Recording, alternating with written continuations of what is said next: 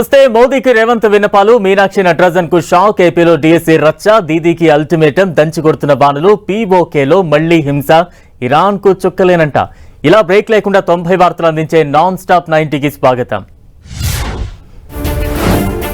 ఢిల్లీలో సీఎం రేవంత్ రెడ్డి బిజీగా గడిపారు. ప్రధాని నరేంద్ర మోదీతో ముఖ్యమంత్రి రేవంత్ భేటీ అయ్యారు. నీతి ఆయోగ్ సమావేశం తర్వాత ఇరువురు ప్రత్యేకంగా సమావేశమయ్యారు. రాష్ట్రానికి చెందిన పలు అంశాలపై ప్రధానితో సీఎం చర్చించారు. రాష్ట్రానికి రావాల్సిన నిధులు, పెండింగ్ ప్రాజెక్టులకు సంబంధించిన 8 అంశాలపై వినతిపత్రం అందించారు. ఫ్యూచర్ సిటీ, మ్యూజీ ప్రాజెక్టుకు సహకరించాలని కోరారు. అటు కేంద్ర పట్టణాభివృద్ధి శాఖ మంత్రి మనోహర్ లాల్ ఖట్టార్తో సీఎం రేవంత్ రెడ్డి భేటీ అయ్యారు. హైదరాబాద్ మెట్రో విస్తరణకు ఆమోదించడంతో పాటు నిధులు అందించి సహకరించాలని విజ్ఞప్తి చేశారు. హైదరాబాద్ ను గ్లోబల్ సిటీగా తీర్చిదిద్దేందుకు అవసరమైన మౌలిక వసతుల కల్పన, రీజనల్ రింగ్ రోడ్ వంటి ప్రాజెక్టులకు సహకారం అందించాలని కోరారు సీఎం. దేశ అభివృద్ధికి విద్య, వైద్యమే బలమైన పునాది అన్నారు సీఎం రేవంత్ రెడ్డి. నీతి ఆయోగ్ సమావేశంలో పలు కీలక అంశాలు ప్రస్తావించిన సీఎం రేవంత్ కులగణన తర్వాత తెలంగాణ అభివృద్ధి నమూనా వివరించారు. విద్యా విప్లవం, నైపుణ్యాభివృద్ధి, ప్రపంచ స్థాయి మౌలిక వసతులపై ప్రత్యేక దృష్టి అవసరమన్నారు. ప్రతి అసెంబ్లీ నియోజకవర్గంలో యంగ్ ఇండియా స్కూల్ నిర్మిస్తున్నామని చెప్పారు. ఏపీలో కొత్త పాపులేషన్ మేనేజ్మెంట్ పాలసీ తీసుకువస్తామని సీఎం చంద్రబాబు తెలిపారు. విద్యార్థుల కోసం AI learning, quantum technologies, advanced programs తీసుకువస్తామని నీతి ఆయోగ్ సమావేశంలో పేర్కొన్నారు. వికసిత్ భారత్ లక్ష్యానికి అనుగుణంగా స్వర్ణాంధ్ర 2047 ప్రతిష్టాత్మక విజన్ ప్లాన్ ను సమర్పించారు. పేదరిక నిర్మూలన, ఉపాధి కల్పన, నైపుణ్యాభివృద్ధి లక్ష్యాలుగా రోడ్ మ్యాప్ ప్రకటించారు. అటు ప్రధాని మోదీ అధ్యక్షతన ఢిల్లీలోని రాష్ట్రపతి భవన్ కల్చర్ సెంటర్ లో నీతి ఆయోగ్ 11వ గవర్నింగ్ కౌన్సిల్ సమావేశం జరిగింది. ఇందులో పలు కీలక అంశాలపై చర్చించారు. దేశ అభివృద్ధి, సమగ్ర మానవ వనరుల పురోగతి, 2047 నాటికి అభివృద్ధి చెందిన భారత లక్ష్య సాధనపై సమాలోచనలు చేశారు. వికసిత్ భారత్ 2047 కోసం సమగ్ర మానవాభివృద్ధి థీమ్తో మీటింగ్ నిర్వహించారు. దేశంలో వ్యవస్థాపకతను ప్రోత్సహించడం, నైపుణ్యాభివృద్ధిని బలోపేతం చేయడం, స్థిరమైన ఉపాధి అవకాశాలను విస్తరించడంపై ప్రధాని మోదీ చర్చించారు. పాలనా వ్యవస్థలు, డిజిటల్ పబ్లిక్ ఇన్ఫ్రాస్ట్రక్చర్, భాగస్వామ్యాలు, డేటా ఆధారిత విధానాల ద్వారా అమలు ప్రణాళికలను రూపొందించడంపై చర్చ జరిగింది. స్వల్ప, మధ్య, దీర్ఘకాలిక లక్ష్యాల సాధనను పర్యవేక్షించేందుకు ప్రత్యేక మానిటరింగ్ వ్యవస్థను ఏర్పాటు చేయాలని అభిప్రాయపడినట్లు సమాచారం. తెలంగాణ కాంగ్రెస్ ఇన్ఛార్జ్ మీనాక్షి నటరాజన్ కు బిగ్ షాక్ తగిలింది. రాజ్యసభ ఆశలు ఆవిరయ్యాయి. కాంగ్రెస్ చేస్తున్న ప్రయత్నాలు చిత్తులయ్యాయి. ఊహించని రీతిలో మధ్యప్రదేశ్ లో 3 బీజేపీ అభ్యర్థులు ఏకగ్రీవంగా ఎన్నికైనట్లు రిటర్నింగ్ అధికారి ప్రకటించారు. అఫిడవిట్ లో ఓ కేసు విషయాన్ని ప్రస్తావించలేదంటూ మీనాక్షి నటరాజన్ నామినేషన్ తిరస్కరించడంతో బీజేపీ క్యాండిడేట్స్ గెలిచారు. ప్రధాని మోదీపై లోక్సభ పక్షనేత రాహుల్ గాంధీ ఫైర్ అయ్యారు. బీజేపీ ఓటు చోరీ తర్వాత సీట్ చోరీ మొదలుపెట్టిందని ఆరోపించారు. ప్రజాస్వామ్యాన్ని మోదీ సర్కార్ కూలీ చేస్తోందని విమర్శించారు. మీనాక్షి నటరాజన్ అంశంలో కనీస విచారణ కూడా లేకుండానే అనర్హురాలుగా ప్రకటించడాన్ని తప్పుపట్టారు. మరొకరికి మాత్రం నిబంధనలు పాటించకపోయినా ప్రోత్సాహం లభించిందన్నారు. మధ్యప్రదేశ్, జార్ఖండ్ లో పరిస్థితులు ప్రజాస్వామ్యానికి ప్రమాదకరంగా మారాయని కాంగ్రెస్ సీనియర్ నేత కేసీ వేణుగోపాల్ అన్నారు. కోర్టు నోటీస్ ఆధారంగా చేసుకుని ఎఫ్ఐఆర్ లేకపోయినా మీనాక్షి నటరాజన్ నామినేషన్ తిరస్కరించారని ఆరోపించారు. బీజేపీ అభ్యర్థి నామినేషన్ పత్రాలు సరిగ్గా నింపకపోయినా ఆమోదించారన్నారు. దీనిపై రాజకీయంగా, న్యాయపరంగా పోరాడాలని నిర్ణయించామని చెప్పారు. అటు ఎలక్షన్ కమిషన్ తీరుపై మధ్యప్రదేశ్ కాంగ్రెస్ నేతలు తీవ్ర ఆగ్రహం వ్యక్తం చేస్తున్నారు. ఢిల్లీలోని ఇందిరా భవన్ లో ఖర్గే అధ్యక్షతన సమావేశమైన నేతలు 3 గంటల పాటు సుదీర్ఘంగా చర్చించారు. మీనాక్షి నటరాజన్ అంశంపై శుక్రవారం రాష్ట్రపతిని కలవాలని నిర్ణయించారు. మధ్యప్రదేశ్ కు చెందిన 62 మంది కాంగ్రెస్ ఎమ్మెల్యేలు ముర్మును కలవనున్నారు. అటు మీనాక్షి నటరాజన్ నామినేషన్ వివాదానికి సంబంధించిన పిటిషన్ విచారించేందుకు సుప్రీంకోర్టు అంగీకరించింది. ఈ అంశాన్ని అత్యవసరంగా విచారించాలని సుప్రీంకోర్టును కోరారు. తెలంగాణలోని ఓ ప్రైవేట్ ఫిర్యాదుకు సంబంధించి ఆమెకు కేవలం నోటీసు మాత్రమే జారీ అయిందని వివరించారు. దీంతో శుక్రవారం విచారణ చేపడతామని సుప్రీంకోర్టు తెలిపింది. మాజీ మంత్రి హరీష్ రావు చిట్చాట్లో సంచలన వ్యాఖ్యలు చేశారు. మీనాక్షి నటరాజన్ కు తెలంగాణ కాంగ్రెస్ వెన్నుపోటు పొడిచిందని ఆరోపించారు. తెలంగాణ నుంచే సమాచారం వచ్చిందంటూ మధ్యప్రదేశ్ బీజేపీ మంత్రి చెప్పారన్న హరీష్ రావు ఆయనకు లీక్ చేసిన కాంగ్రెస్ నేత ఎవరని ప్రశ్నించారు. దీనిపై CM Revanth Reddy SIT judiciary enquiry వేస్తారా అని క్వశ్చన్ చేశారు హరీష్ రావు. ఏపీ నుంచి రాజ్యసభకు నామినేషన్ వేసిన 4 అభ్యర్థులు ఏకగ్రీవంగా ఎన్నికారు. నామినేషన్ ఉపసంహరణకు గడువు పూర్తి కావడం, 4 అభ్యర్థులే పోటీలో నిలవడంతో ఎన్నిక ఏకగ్రీవమైంది. టీడీపీ నుంచి సానా సతీష్, భాష్యం రామకృష్ణ, చింతకాయల విజయ్తో పాటు జనసేన నుంచి లింగమనేని రమేష్ ఎన్నికయ్యారు. రిటర్నింగ్ అధికారి అధికారికంగా ధృవీకరణ పత్రాలు అందించారు. కూటమి సర్కార్పై వైసీపీ అధినేత జగన్ ఫైర్ అయ్యారు. డీఎస్సీ నిర్వహణలో ఎన్నో అక్రమాలు జరిగాయని ఆరోపించారు. 16,000 పోస్టుల భర్తీకే ఇన్ని స్కామ్లు, లీకులు కనిపిస్తున్నాయని విమర్శించారు. పరీక్ష నిర్వహణ వ్యవస్థలో ఉన్న వ్యక్తికి అదే పరీక్షలో టాప్ ర్యాంక్ వచ్చిందన్నారు. దీనిపై సిబిఐ విచారణ జరగాలని జగన్ డిమాండ్ చేశారు. అటు డీఎస్సీ నియామకాల్లో ప్రతిభా అర్హత ఉన్న క్రీడాకారులకు అన్యాయం జరిగిందన్నారు వైసీపీ అధినేత జగన్. జాతీయ స్థాయిలో స్వర్ణ పతకం సాధించిన దుర్గయ్య అనే క్రీడాకారుడికి ఉద్యోగం ఇవ్వకపోవడం అనుమానాలకు తావిస్తోందన్నారు. గతంలో స్పోర్ట్స్ కోటా అభ్యర్థులు కూడా డిఎస్సి పరీక్షలో అర్హత సాధించాల్సి ఉండేదని, కానీ ఆ రూల్ను తొలగించి కొత్త జీవోలను తీసుకొచ్చారని విమర్శించారు. న్యాయం కోసం పోరాటం చేసే వాళ్లు మొత్తం కాక్రోచ్లే అన్నారు మాజీ సీఎం జగన్. ప్రభుత్వం తప్పులు చేస్తే ప్రశ్నించే హక్కు అందరికీ ఉంటుందని స్పష్టం చేశారు. యువత ఆకాంక్షలు నిర్దాక్షిణ్యంగా నిలిపేస్తే కోట్ల మంది కాక్రోచ్లాగా బయటకు వస్తారని, అందులో తాను కూడా ఉంటారని పేర్కొన్నారు జగన్. మెగా డిఎస్సీని అక్రమాలు జరిగాయన్న మాజీ సీఎం జగన్ ఆరోపణలపై ఏపీ విద్యాశాఖ అధికారులు స్పందించారు. నోటిఫికేషన్లో హారిజాంటల్ విధానాన్ని అర్థం కాకపోవడమే వారి ఆరోపణలకు కారణమని తెలిపారు. డిఎస్సీని పారదర్శకంగా నిర్వహించామన్నారు. అవుట్ సోర్సింగ్ ఉద్యోగుల ప్రమేయం లేకుండా ప్రశ్నాపత్రాన్ని తయారు చేశామని చెప్పారు. ప్రశ్నాపత్రం తయారీకి టీసీఎస్ ఐకాన్ సంస్థ సహకారం తీసుకున్నామని చెప్పారు. బీజేపీపై ఏపీసీసీ చీఫ్ షర్మిల ఫైర్ అయ్యారు. రాజ్యసభ సీటు గురించి బీజేపీ నేతలు చేస్తున్న విమర్శలను తిప్పికొట్టారు. కేంద్ర ప్రభుత్వం 12 ఏళ్ల వైఫల్యాలపై సమాధానం చెప్పే దమ్ముందా అని సవాల్ విసిరారు. రాజ్యసభ సీటు అనేది మాట ఇచ్చిన వారికి, తీసుకున్న వారికి సంబంధించిన వ్యక్తిగత విషయమన్నారు.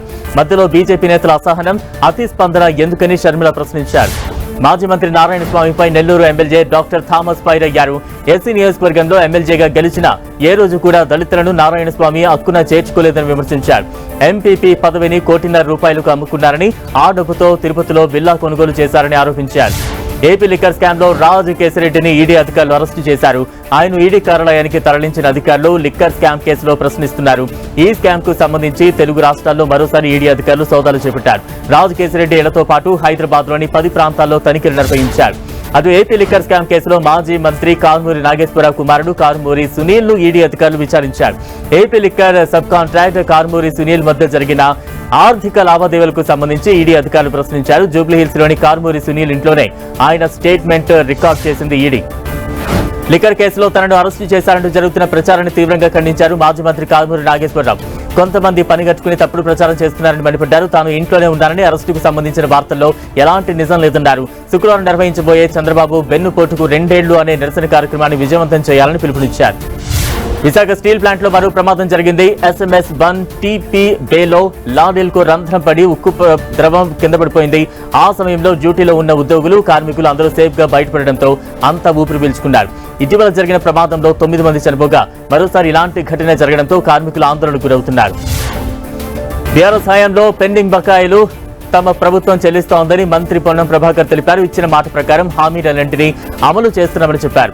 కరీంనగర్ లో నూతనంగా నిర్మిస్తున్న కలెక్టరేట్ భవనం పనులను పరిశీలించిన మంత్రి పొన్నం నెలాఖరులోగా ప్రారంభిస్తామన్నారు. కరీంనగర్ జిల్లాను అగ్రస్థానంలో నిలబెడతామని చెప్పారు. మాజీ మంత్రి హరీష్ రావు హాట్ కామెంట్ చేశారు. ఫ్యూచర్ సిటీని 100కు 100% బీఆర్ఎస్ రద్దు చేస్తుందని తెలిపారు.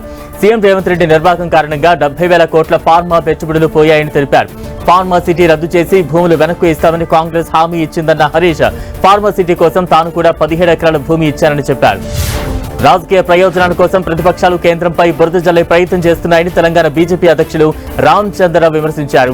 సిద్దిపేట జిల్లా కుకునూరుపల్లి మండలం మాత్పల్లిలో బీజేపీ జిల్లా స్థాయి శిక్షణ తరగతుల్లో పాల్గొన్న ఆయన బీఆర్ఎస్, కాంగ్రెస్ ప్రభుత్వాలు రైతులు, విద్యార్థులు, ఉద్యోగులతో పాటు అన్ని వర్గాలను మోసం చేశాయని ఆరోపించారు. దేశంలో మామిడికాయ తినాలంటే భయపడే పరిస్థితి ఏర్పడిందని కేంద్ర మంత్రి బండి సంజయ్ అన్నారు. కరీంనగర్ జిల్లా జమ్మికుంట కృషి విజ్ఞాన కేంద్రంలో ప్రకృతి వ్యవసాయంపై ఏర్పాటు చేసిన రైతు సమ్మేళనంలో పాల్గొన్నారు. హైదరాబాద్ లో పాలు తాగి 3 రోజులు ఆసుపత్రిలో చికిత్స తీసుకున్నారని చెప్పారు. ప్రస్తుతం భూమి అంతా కెమికల్స్ తో నిండిపోయిందన్న సంజయ్, రోగానికి కారకులం మనమేనన్నారు. కామారెడ్డి పంచాయతీ మరోసారి గాంధీ భవన్ కు చేరింది. గాంధీ భవన్ లో క్రమశిక్షణ committee vice chairman Shyam Mohan ముందు కామారెడ్డి నేత చంద్రశేఖర్ రెడ్డి హాజరయ్యారు. షబ్బీర్ అలీ చేసిన ఫిర్యాదుతో పార్టీ ఇచ్చిన షోకాజ్ నోటీసులకు వివరించారు. షబ్బీర్ అలీ తీరు వల్లే కామారెడ్డిలో కాంగ్రెస్ కు నష్టం జరుగుతోందని ఆరోపించారు. అటు షబ్బీర్ అలీకి సంబంధించిన ఓ ఫోన్ ఆడియో వైరల్ గా మారింది. పీసీసీ చీఫ్ మహేష్ గౌడ్ పై షబ్బీర్ అలీ అనుచిత వ్యాఖ్యలు చేసినట్లు అందులో ఉంది. దీంతో కామారెడ్డి పంచాయతీ ఇంట్రెస్టింగ్ గా మారింది. క్రమశిక్షణ కమిటీ చైర్మన్ మల్లు రవి ఏ నిర్ణయం తీసుకుంటారని కాంగ్రెస్ శ్రేణులు ఆసక్తిగా ఎదురు చూస్తున్నాయి. కవిత కొత్త పార్టీ తెలంగాణ రక్షణ సేనకు సరికొత్త సవాల్ ఎదురుతోంది. టీఆర్ఎస్ పేరుకు ఊహించని బ్రేక్ పడేట్లు కనిపిస్తోంది. టీఆర్ఎస్ పేరుపై అభ్యంతరం వ్యక్తం చేస్తూ మహారాష్ట్ర పార్టీ రంగంలోకి దిగింది. కవిత ప్రకటన కంటే ముందే ఈ పేరు కోసం ఈసీని షోలాపూర్ నేతలు ఆశ్రయించారు. టీఆర్ఎస్ పేరుపై అభ్యంతరాలు ఉంటే తెలపాలంటూ కవిత యాడ్ ఇవ్వడంతో ఈసీకి ఫిర్యాదులు వెలువెత్తాయి. అటు కవిత పార్టీ తెలంగాణ రక్షణ సేనపై బీఆర్ఎస్ అభ్యంతరం తెలిపింది. ఈ మేరకు కేంద్ర ఎన్నికల సంఘానికి ఫిర్యాదు చేసింది. టీఆర్ఎస్ పేరు తెలంగాణ సెంటిమెంట్ తో ముడిపడి ఉందని, అందువల్ల ఆ పేరు కేటాయించవద్దని ఈసీఐని కోరింది. ఇప్పటికీ ప్రజలు బీఆర్ఎస్ ను టీఆర్ఎస్ గాని గుర్తిస్తారని పేర్కొంది. దీన్ని ఎవరికి ఇవ్వొద్దని విజ్ఞప్తి చేసింది. కేంద్ర ప్రభుత్వ పథకాలు తెలంగాణలో అమలయ్యేలా చూడాలని ఎమ్మెల్సీ మల్క కొమరయ్య గవర్నర్ శివ్ ప్రతాప్ శుక్లాను కోరారు. జల్ జీవన్ మిషన్, పీఎం సురక్ష బీమా యోజన, పీఎం కిసాన్ సమ్మాన్ నిధి, పీఎం ఫసల్ బీమా యోజన వంటి ఎన్నో పథకాలు క్షేత్రస్థాయిలో సక్రమంగా అమలు కావడం లేదని చెప్పారు. తద్వారా అర్హులైన లబ్ధిదారులకు ఫలాలు అందడం లేదని తెలిపారు మల్క కొమరయ్య. నైరుతి రుతుపవనాలు తెలంగాణ వ్యాప్తంగా విస్తరిస్తున్నాయి. 2-3 రోజుల్లో రాష్ట్ర వ్యాప్తంగా విస్తరిస్తాయని వాతావరణ శాఖ అధికారులు తెలిపారు. కొన్ని జిల్లాల్లో భారీగా, మరికొన్ని జిల్లాల్లో మోస్తరు వర్షాలు కురిసే ఛాన్స్ ఉందని అంచనా వేశారు. గంటకు 40 నుంచి 50 కిలోమీటర్ల వేగంతో భారీగా ఈదురుగాలులు వీచే అవకాశం ఉందన్నారు. హైదరాబాద్ లో క్యూనెట్ సంస్థ ఇగ్నైట్ పేరుతో మోసాలకు పాల్పడిందని సిపి సజ్జనార్ తెలిపారు. యువతను లక్ష్యంగా చేసుకుని కోట్ల రూపాయల మోసానికి పాల్పడినట్లు ముఠాలో 6గురిని అరెస్టు చేశామన్నారు. దాదాపు 5,000 కోట్ల భారీ మోసాన్ని మొగ్గలోనే తుంచేశామని చెప్పారు. హైదరాబాద్ లో ఇగ్నైట్ కు సంబంధించి 3 ఎఫ్ఐఆర్లు నమోదయ్యాయని ఆయన ఈ కేసులో ప్రత్యేక విభాగానికి బదిలీ చేసి దర్యాప్తు చేసినట్టు తెలిపారు. కాకినాడ జిల్లా తుని సిహెచ్ అగ్రహారంలో చిన్నారి అదృశ్యం కేసులో కీలక పరిణామం చోటు చేసుకుంది. ఒక్కసారిగా ప్రత్యక్షమై మళ్లీ కనిపించకుండా పోయిన పెంపుడు కుక్కను డాగ్ క్యాచర్ బృందం పట్టుకుంది. పాప ఆచూకీ కోసం 6వ రోజు గాలింపు చర్యలు కొనసాగుతున్నాయి. కుక్క కదలికలపై దృష్టి పెట్టిన పోలీసులు దానికి బగ్ పెట్టారు. కుక్క ద్వారా కీలక ఆధారాలు లభించే అవకాశం ఉందని భావిస్తున్నారు. కామారెడ్డి గాంధీనగర్ లో ఒకే కుటుంబానికి చెందిన 4 మిస్ అవడం సంచలనంగా మారింది. తల్లితో పాటు 3 చిన్నారులు కనిపించకుండా పోయారు. తల్లి లయ, కుమారుడు శివతో పాటు కుమార్తెలు బిందు, దివిజలు అదృశ్యమయ్యారు. దీంతో కామారెడ్డి పట్టణ పోలీస్ స్టేషన్ లో ఫిర్యాదు చేశారు బంధువులు. కుటుంబ కలహాలతోనే 4 ఇంట్లో నుంచి వెళ్లిపోయినట్లు అనుమానిస్తున్నారు. ఖమ్మంలో భారీ చోరీ జరిగింది. నగరంలోని ప్రధాన మార్గమైన బైరా రోడ్లోని సోను విజన్ షాప్ లోకి ప్రవేశించిన దుండగులు సుమారు 60 లక్షల రూపాయల విలువైన సెల్ ఫోన్లను, ఇతర సొత్తును దొంగిలించారు. అయితే షాప్ లోని అలారం మోగడంతో వెంటనే అప్రమత్తమైన సిబ్బంది దుండగులను అడ్డుకునే ప్రయత్నం చేశారు. పక్కా ప్లాన్ తో వచ్చిన దుండగులు తప్పించుకుని కారులో వేగంగా పరారయ్యారు. శ్రీకాకుళం జిల్లాలో వివాహిత హరిణి హత్య కేసులో కీలక విషయాలు వెలుగులోకి వచ్చాయి. హరిణిని స్వగ్రామానికి రప్పించి ఆమె తల్లి, తాత, భర్త కలిసి హత్య చేసినట్టు తేల్చారు. అనంతరం గుండెపోటుతో మరణించినట్లుగా నాటకమాడారన్నారు. ఆమె మరో వ్యక్తితో రిలేషన్ లో ఉండటమే కారణమని చెప్పారు. హరిణి ముందుగానే రికార్డ్ చేసిన సెల్ఫీ వీడియో కేసుతో అసలు బండారం అంతా కూడా బయటపడింది. స్టేషన్ లో ఏఎస్ఐగా పనిచేస్తున్న నరసయ్య సైబర్ మోసానికి గురయ్యారు. ఆర్టీఏ చలాన్ పేరుతో సైబర్ నేరగాళ్లు ఆయనకు ఏపీకే ఫైల్ పంపించారు. తద్వారా నరసయ్య బ్యాంకు ఖాతా నుంచి 49,139 రూపాయలు కాజేశారు. ఈ నెల 8న తన మొబైల్ ఫోన్ బ్యాంకు ఖాతా నుంచి డబ్బు కట్ అవుతున్నట్లు మెసేజ్ రావడంతో సైబర్ క్రైమ్ కు ఫిర్యాదు చేశారు. వికారాబాద్ జిల్లా పరిగిలో రోడ్డు ప్రమాదం జరిగింది. కారు, లారీ ఒకదానికొకటి ఢీకొన్నాయి. ప్రమాదం ధాటికి కారు అదుపు తప్పి డివైడర్ పైకి దూసుకువెళ్లింది. ముందు వెళుతున్న బైక్ ను తప్పించబోయి సమీపంలో అదుపు తప్పి పక్కనే వస్తున్న లారీని బలంగా ఢీకొట్టింది కారు. అందులోని ప్రయాణికులు స్వల్ప గాయాలతో బయటపడ్డారు. దేశంలో రోడ్డు ప్రమాదాలను తగ్గించే లక్ష్యంతో కేంద్ర ప్రభుత్వం మరో కీలక అడుగు వేసింది. వాహనాలు పరస్పరం సమాచారాన్ని పంచుకునేందుకు వీలు కల్పించే వెహికల్ టు వెహికల్ కమ్యూనికేషన్ టెక్నాలజీకి సంబంధించిన ముసాయిదా నిబంధనలు విడుదల చేసింది. ఈ సాంకేతికత ద్వారా కార్లు, ట్రక్లు, ద్విచక్ర వాహనాలు తమ వేగం, దిశ, బ్రేకింగ్ వంటి అత్యవసర సమాచారాన్ని చేరవేస్తాయి. మిడిల్ ఈస్ట్ ఉద్రిక్తతల మధ్య ముడి చమురు ధరలు పెరగడంతో కేంద్ర ప్రభుత్వం కీలక నిర్ణయం తీసుకుంది. ఇథనాల్ పెట్రోల్ వాడకాన్ని ప్రోత్సహించే చర్యల్లో భాగంగా దానిపై సుంకాన్ని తొలగించింది. దీంతో E22, E25, 27, 30 ఇథనాల్ కలిపిన పెట్రోల్ పై సెంట్రల్ ఎక్సైజ్ పన్ను సహా ఇతర ప్రోత్సాహకాలు లభించనున్నాయి. దీనిపై ప్రభుత్వం నోటిఫికేషన్ జారీ చేసింది. భారతీయ విమానయాన రక్షణ రంగాల్లో సరికొత్త మైలురాయి made in India Airbus C295 సైనిక రవాణా విమానం తొలి పరీక్షను విజయవంతంగా పూర్తి చేసుకుంది. గుజరాత్లోని వడోదరలో ఉన్న ఫైనల్ అసెంబ్లీ లైన్ నుంచి ఈ చరిత్రాత్మక తొలి విమాన ప్రయాణం సాగింది. సుమారు 21,935 కోట్ల వ్యయంతో దీన్ని అసెంబుల్ చేశారు. తమిళనాడులో త్వరలోనే ఉప ఎన్నికల సందడి మొదలు కానుంది. ఖాళీగా ఉన్న 5 అసెంబ్లీ నియోజకవర్గాలకు ఉప ఎన్నికలు నిర్వహించేందుకు భారత ఎన్నికల సంఘం ప్రాథమిక ఏర్పాట్లు ప్రారంభించింది. సీఎం విజయ్ సహా పలువురు ఎమ్మెల్యేలు రాజీనామాలతో ఈ స్థానాలు ఖాళీ అయ్యాయి. పరిపాలన, లాజిస్టిక్స్ అంశాలను సమీక్షించిన తర్వాత రాబోయే వారాల్లో ఉప ఎన్నికల షెడ్యూల్పై అధికారిక ప్రకటన వెలువడే అవకాశం ఉంది.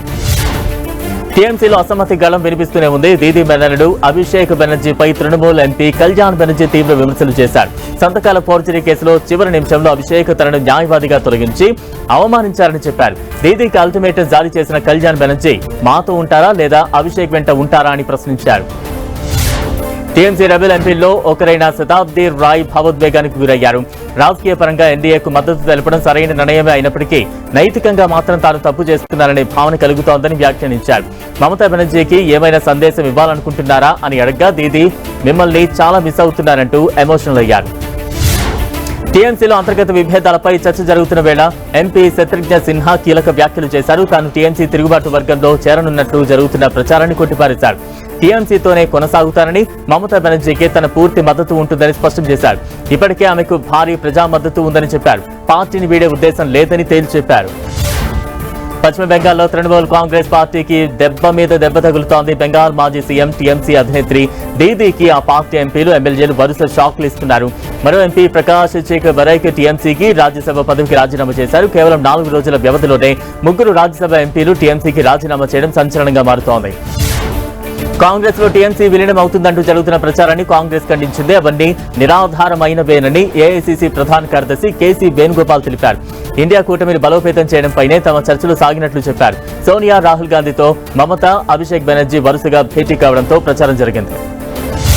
బీహార్లో జరిగిన ఎమ్మెల్సీ ఎన్నికల్లో ఎన్డీఏ కూటమి ఘన విజయం సాధించింది. పోటీ చేసిన 10 స్థానాల్లో 9 చోట్ల ఎన్డీఏ గెలుపొందింది.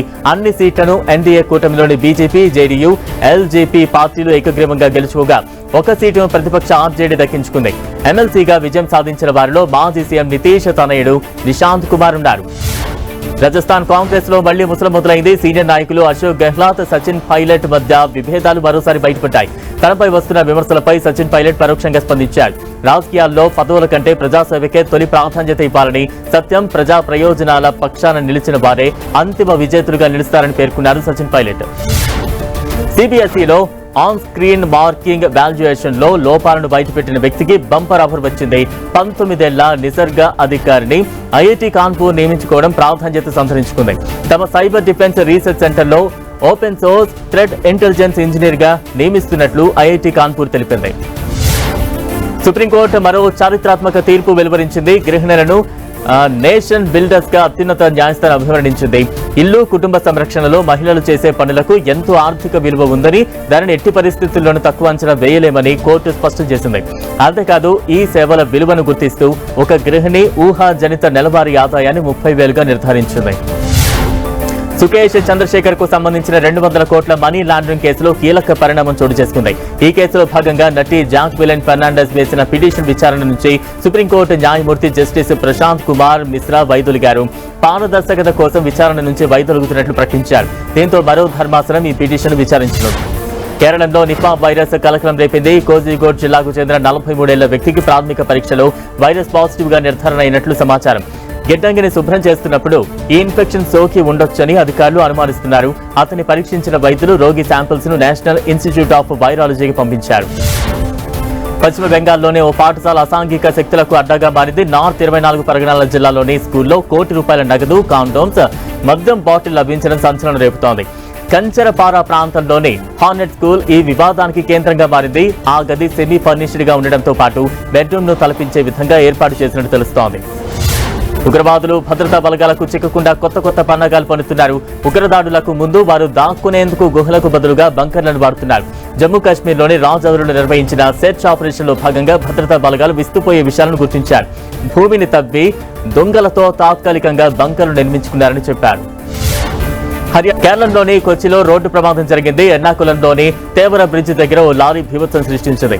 ప్రమాదవశాత్తు వంతెన సైడ్ రైలింగ్ ను ఢీకొట్టింది. అనంతరం అందులోనే ఇరుక్కుపోయింది.